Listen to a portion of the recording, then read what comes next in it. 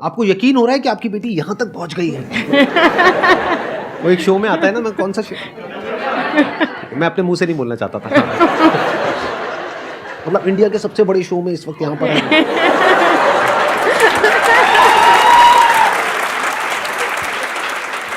मैंने बोला मजाक में, लेकिन झूठ नहीं है। हाँ।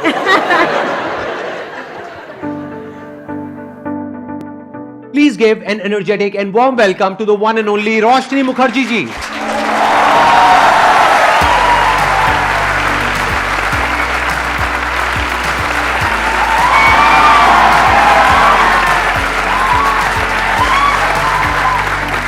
Please बैठिए, बैठिए।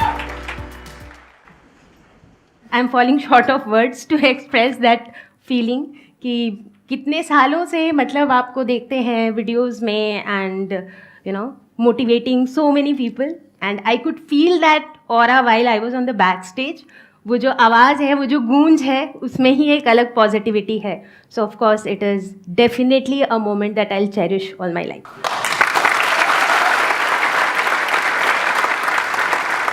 ये टीचिंग लाइन में आप क्यों आए और कैसे आए? अगर ये कहानी मैं शुरू करूँ तो मैं अपने बचपन में चली जाऊँगी। तो मुझे ऐसा लगता है जब मैं बहुत छोटी, जैसे बहुत छोटी एज में 5-6 साल की एज में हम अक्सर ही घर पे वो टीचर स्टूडेंट वाला गेम खेलते हैं, राइट? तो वो कई बच्चों को पसंद आता है खेलना, वो बोर्ड लगा करके टीचर बन के। एग्जैक्टली। इनफैक्ट जब मैं अपने स्कूल में थी, मे बी अराउंड क्लास 6-7 में जब मैं थी, तभी भी मुझे जैसे बहुत बार ऐसा होता था कि जो मेरे से एक क्लास जूनियर हैं उनको चीज़ें समझाना बड़ा अच्छा लगता था, और जिनको मैं समझाती थी वो भी बड़ा अप्रिशिएट करते थे कि हाँ दीदी अच्छा समझ में आया टाइप्स। जब मैंने अपनी पढ़ाई ख़त्म की यहाँ पर, उसके बाद मेरी प्लेसमेंट हो गई तो मैं आईटी इंडस्ट्री में जॉब करने लगी। मैं विप्रो में काम की हुई हूँ, फिर मैं HP ह्यूलेट पकार्ड में मैंने जॉब किया है एज अ क्वालिटी एनालिस्ट। मैं वहाँ पे अच्छा कर रही थी, बट डीप डाउन ना मैं पढ़ाना ही चाहती थी, ठीक है? तो मैं सोची कि क्या करूँ। कभी सोचा कि ये जॉब छोड़ के स्कूल की टीचिंग जॉब ले लेते हैं, बट चूंकि मैं उस समय आईटी में थी ना, तो तब यूट्यूब पे टीचिंग का तो इतना था ही नहीं, क्योंकि 2011 मतलब उस समय इंडिया में लर्निंग कंटेंट थे ही नहीं। जिस तरह से लर्निंग कंटेंट नहीं था, उसी तरह से पढ़ने वाले बच्चे भी कम थे यूट्यूब पे, क्योंकि उस समय यूट्यूब पे बहुत ज़्यादा बच्चे पढ़ने आते भी नहीं थे। बट चूंकि उस दौरान मैं यूट्यूब का यूज़ करती थी, जैसे ऐसे म्यूज़िक, एंटरटेनमेंट, यही चीज़ों के लिए यूज़ होता था, तो तभी मुझे ये आइडिया आया था कि यूट्यूब पे करके देखते हैं। मैंने कुछ वीडियोस डाली, 2-4 व्यूज़ आने लगे कुछ 2-4 हफ्तों में, और उसमें से एक बच्चे ने लिखा था कि ma'am what you could explain in 10 minutes my teacher could not do in a week. उसने क्या सोच के लिखा था उसको तो मैं जानती भी नहीं हूँ, बट वो जो कमेंट था ना, उस कमेंट से मुझे ऐसा लगा कि मतलब कोई ऐसी चीज़ जो सिर्फ मैं अपने पैशन के लिए कर रही थी, शायद वो सच में किसी और को उधर बेनिफिट कर रही है। मतलब आप मानोगे नहीं कि उस दिन ना, मतलब मैं ऑलमोस्ट खुशी से कूद रही थी कि मतलब किसी को इतना अच्छा लगा। Very honestly speaking, that is when I very strongly decided that I wanted to build a free education platform. तो ये बात है 2011 की ही, और उस समय मैं ऑलरेडी थोड़े वीडियोस बनाना शुरू कर चुकी थी, और साथ साथ में आप अपनी जॉब भी कर रहे थे। हाँ, साथ में मैं जॉब कर रही थी। तो मैं सुबह 4 बजे उठती थी वीडियोस बनाने के लिए। तो वो अपने आप में जो है ना, एक अलग जोश था, एक अलग जज्बा था। शुरू हुए 2011 में, बनते रहे। 2014 में मैंने डिसाइड किया कि मुझे जॉब छोड़नी है, मुझे फुल टाइम करना है, ताकि मैं और ज़्यादा बना सकूं। तो इस तरीके से जो है ना मेरा कंटेंट बनता गया। उसके बाद क्या हुआ कि चूंकि मेरे पास वो पूरा कंटेंट था, एक तरीके से आप कह लो कि वो पूरा पैकेज था, and it was all available free of cost. So धीरे धीरे करके जैसे नेशनल डिजिटल लाइब्रेरी, CBSE, ये सारे अप्रोच करने लगे कि हमारे लर्निंग प्लेटफॉर्म में हम आपके कंटेंट यूज़ कर लें क्या। फिर धीरे धीरे करके बहुत सारे NGOs अप्रोच करने लगे कि हम अपने NGOs में आपके कंटेंट यूज़ कर लें क्या। तो ये जो चीज़ें थी ना, एक अलग लेवल की इसमें सेटिस्फैक्शन थी। तो आपने इन सबको फ्री ऑफ कॉस्ट अलाउ कर दिया अपना कंटेंट यूज करने के लिए, या पैसे लिए आपने? नहीं, मेरा तो फ्री लर्निंग प्लेटफॉर्म ही था ना। आई अंडरस्टैंड, आपका फ्री था, लेकिन इन लोगों ने जो आपको अप्रोच किया, आपने उनसे पैसे नहीं लिए। नहीं। एंड आई एम 100% श्योर आपको बहुत सारे ऐसे भी प्लेटफॉर्म्स ने अप्रोच किया होगा जो पेड है, और उन्होंने आपको बहुत बड़ा अमाउंट ऑफर किया होगा। हाँ, रेवेन्यू शेयरिंग तो बहुत लोग ऑफर करते थे। तो आपने वो एक्सेप्ट किया या नहीं किया? नहीं, आज तक नहीं किया? नहीं। हमारे हाउ इज दैट पॉसिबल? क्योंकि एडटेक में मैंने देखा है,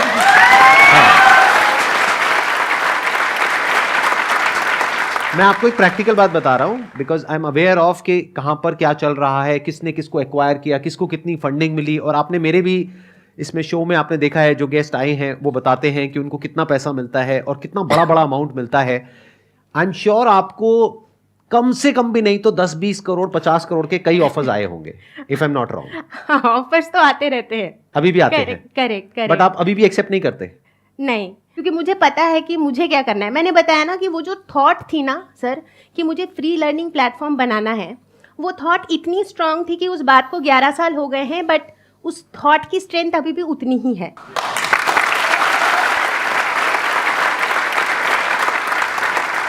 मैं यहाँ पर एक चीज और भी ऐड करना चाहूंगा। आज यहाँ पर लाखों लोग इस वीडियो को देखने वाले हैं। क्या आप ये कॉन्फिडेंस से कह सकते हैं कि फ्यूचर में भी अगर इस तरह के ऑफर्स आपके पास में आएंगे तो आप एक्सेप्ट नहीं करेंगे, इसको फ्री रखेंगे? या अगर कोई बहुत बड़ा ऑफर आया, मानो 10-20 करोड़ का है, 100 करोड़ का, तो आप कहोगे चलो जाने तो, क्या है, कंटेंट ही तो है, क्या फर्क पड़ता है? नहीं, मेरा कंटेंट तो फ्री ही रहेगा क्योंकि मेरा फ्री लर्निंग प्लेटफॉर्म है। मैं इस फ्री लर्निंग प्लेटफॉर्म से कभी भी हटने वाली नहीं हूँ। That I am very sure of. चाहे कुछ भी हो जाए, चाहे कुछ भी हो जाए, प्लेटफॉर्म मेरा फ्री ही रहेगा। ये होती है spirit. Let's give a big round of applause for her.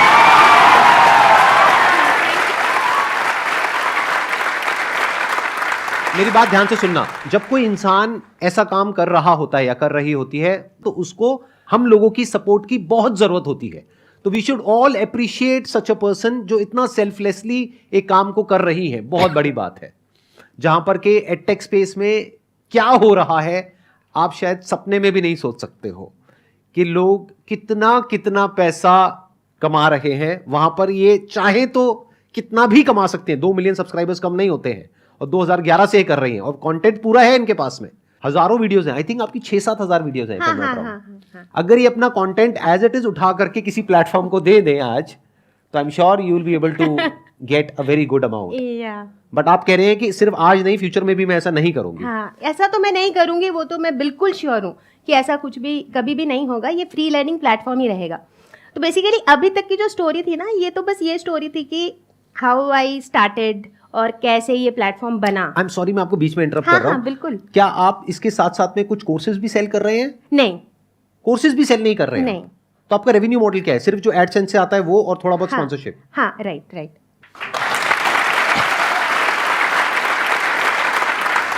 I must say मैं एडटेक स्पेस में बहुत लोगों से मिला हूं, लेकिन जिस तरह से आप कर रहे हैं ऐसे बहुत कम लोगों को मैं जानता हूं। एनीहाउ, हाँ बताइए। तो मैं ये कहने वाली थी कि ये तो शुरुआत की स्टोरी थी कि मतलब मैंने कैसे स्टार्ट किया और कैसे प्लेटफॉर्म को बनाया।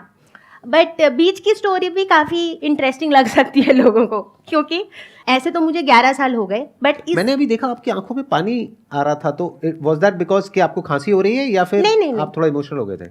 शायद मैं थोड़ा इमोशनल हो गई थी। ओके, हाँ ठीक है। ये जो 11 साल थे ना, ये 11 साल ऐसा नहीं था मेरा, ऐसा नहीं था या ऐसा भी नहीं था। ये जो 11 साल है ना, वो कुछ ऐसा था, फिर ऐसा था। तो मैं चाहूँगी वो वाला पार्ट भी शेयर करना, शायद बहुत से लोगों को उससे भी कुछ जानने को मिले, कुछ सीखने को मिले। क्योंकि जब कभी भी ये वाला पार्ट आता है ना, तो अक्सर ही इस पार्ट के बाद हम इधर ही चले जाते हैं। बहुत बार ऐसा होता है बहुतों के साथ। 2016 के आसपास channel was doing pretty good, मतलब उस समय के हिसाब से। उस समय जैसे कि इतने ज़्यादा और चैनल्स थे भी नहीं, तो जो हमारी जो ऑडियंस थी ना, वो लॉयल ऑडियंस भी थी। जो 6th में पढ़ रहा है वही 7th में भी पढ़ रहा है, हमसे 8th में भी पढ़ रहा है। हमें सक्सेस स्टोरीज़ भी सुनने को मिल रही थी लोगों की इधर उधर से। जैसे 2017 में हमारी एक स्टूडेंट थी दीपल जैन, जिन्होंने MP पूरे बोर्ड में ना बायो में वो स्टेट टॉपर थी, और उन्होंने हमारे कंटेंट से सिर्फ पढ़ा था। उनका आर्टिकल आया था टाइम्स ऑफ इंडिया में, जिसमें उन्होंने लिखा था पूरा कि हमने रोशनी मैम से पढ़ा था बायो का कंटेंट। तो मतलब ये ना बड़ी एक, आप समझ रहे हो ना, एक अलग लेवल की मुझे भी बड़ी खुशी होती है जब कोई आकर के इस तरीके से बोलता है कि भाई आपको मैंने देखा और वहां से मेरे को ये स्पार्क मिला, वहां से मुझे इंस्पिरेशन मिली और आज मैं ये कर रहा हूँ, वो कर रहा हूँ। तो मुझे अपनी सक्सेस से ज्यादा उसकी सक्सेस में खुशी होती है। I can relate to it what you are saying. क्योंकि मुझे हमेशा ऐसा लगता है कि अगर कोई 5 भी ऐसे बच्चे हैं ना जिनका लाइफ हमारे कंटेंट की वजह से बिल्कुल बदल गया, तो भी वो बहुत बड़ी बात है। क्योंकि वो जो 5 लाइफ्स हैं वो भी आगे जाके बहुत लाइफ्स को बदल सकते हैं, right? Because they are getting empowered that ways. तो इस तरह से हमारी जर्नी चली। 2016 में हमें काफ़ी रिकग्निशंस भी मिलने लगे, जैसे कि हमें लिम्का बुक ऑफ रिकॉर्ड से रिकग्नाइज किया गया कि आपने, उस समय 5000 से ऊपर कंटेंट बन चुका था कि आप 5,000 plus videos free of cost available करा रहे हो। तो लिम्का बुक ऑफ रिकॉर्ड्स ने हमें रिकॉग्नाइज़ किया। इनफैक्ट मुझे ऑनरेबल प्रेसिडेंट ऑफ इंडिया से भी 100 वीमेन अचीवर्स ऑफ इंडिया मिला था 2016 में। बहुत बढ़िया। तो मतलब अभी देख रहे हो ना, अभी ये मतलब अभी जर्नी ऊपर जा रही है। अच्छा वाला चल रहा है, मतलब बहुत अच्छा हो रहा है। फिर घर पे भी सब खुश है कि मतलब अच्छा हो रहा है, मतलब मैं भी खुश हूँ, एवरीथिंग इज ऑल गुड। 2017 के बाद क्या हुआ, जैसे जैसे अब मेरी फैमिली लाइफ में I went through my maternity, मेरी लाइफ की अपनी एक मतलब जो भी पर्सनल ऑब्स्टिकल्स वगैरह आए, तो मैं उतना कंटेंट बना नहीं पाई उस समय। मतलब I could not produce so much of content, क्योंकि नॉर्मली मेरे चैनल पे ना कंटेंट का वॉल्यूम हमेशा बहुत हाई होता था। अब क्या हुआ, I was in a fix, क्योंकि मेरे पास टीम तो है नहीं, तो अगर मैं नहीं बना रही हूँ तो चैनल खाली है, कुछ नहीं जा रहा है। मीनवाइल समहाउ वो वाला जो टाइम था ना, वो 2017-18 जैसे शायद आप लोगों को भी पता हो, उस दौरान बहुत सारे लर्निंग चैनल्स आ गए, जिनमें से बहुत से चैनल्स आज की डेट पे बड़े बड़े एडटेक्स भी बन चुके हैं। वो वाला ही फेज़ था जब जियो का भी पेनिट्रेशन हो चुका था, तो इंटरनेट की जो एक्सेसिबिलिटी है वो भी बढ़ गई थी, बहुत लर्निंग चैनल्स आ गए थे, तो बेसिकली कॉम्पिटिशन काफ़ी बढ़ गया था। But at the same time मुझे ये भी दिख रहा था कि मेरा चैनल का जो ग्राफ है ना वो नीचे जा रहा है, वो मुझे दिख रहा था।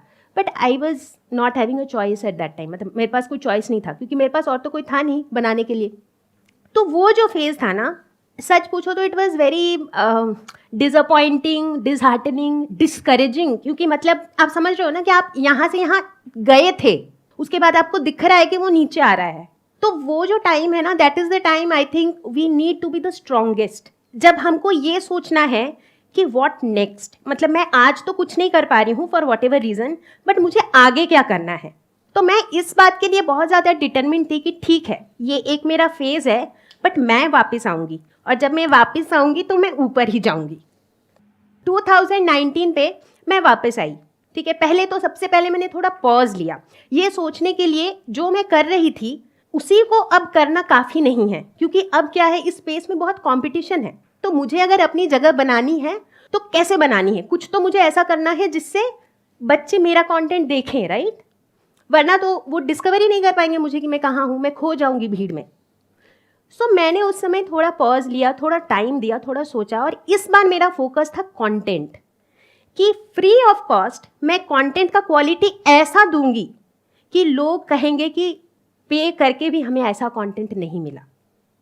अब मेरे पास रिसोर्सेज थे, क्योंकि अब यूट्यूब थोड़ा पुराना हो चुका था, अब कैमरा, माइक, सब कुछ मुझे पता था कैसे करना है, ग्रीन स्क्रीन, एडिटिंग, अब मुझे चीज़ों का आइडिया था। एंड आई फील दैट कहीं ना कहीं मैं I am a bit of a creative person as well.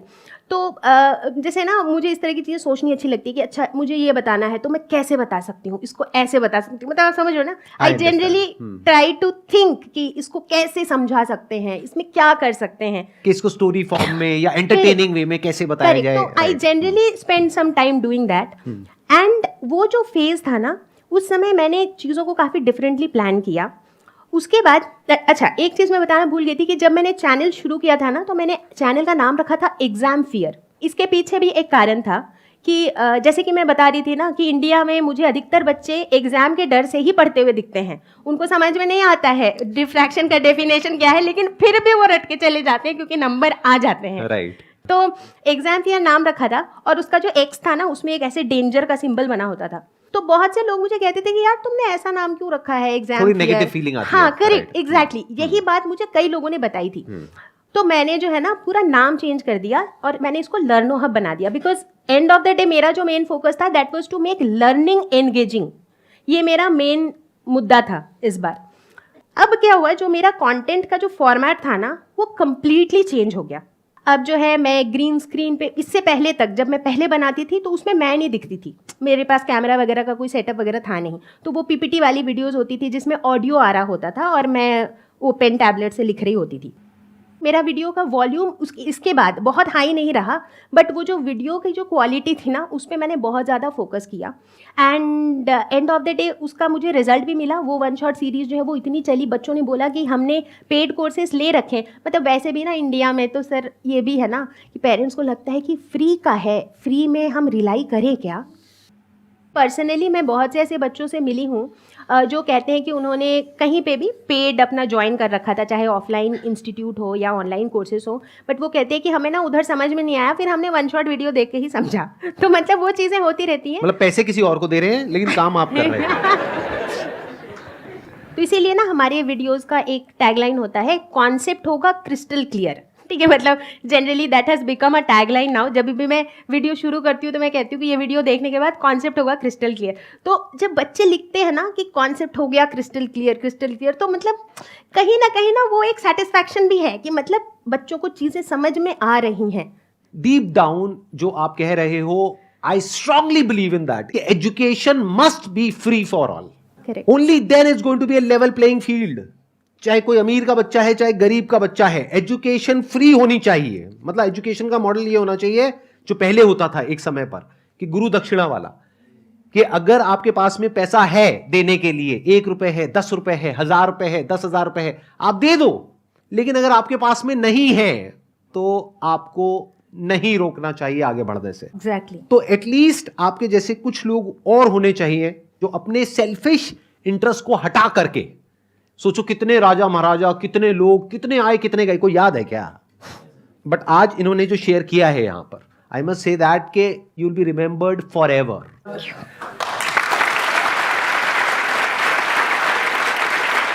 मैं सच बोल रहा हूं, मेरी इस बात को याद रखना। एक दिन ऐसा होगा जब इस दुनिया में मैं नहीं होऊंगा, आप नहीं होगे, लेकिन ये वीडियो हमेशा हमेशा के लिए रहने वाली है। करेक्ट। तो you will be there forever, you will be there as an inspiration for generations to come. अगर आप अपनी इस बात पर टिक पाते हैं जो बात आपने कही है। वैसे तो मैं देख पा रहा हूं आपके अंदर वो जो कन्विक्शन है, आपकी आंखों में नजर आ रहा है कि ये जो कन्विक्शन है आपके अंदर कि 100% आप कह रहे हो कि फ्री है तो फ्री है। अगर इस पर आप टिक पाते हो तो बहुत कमाल है।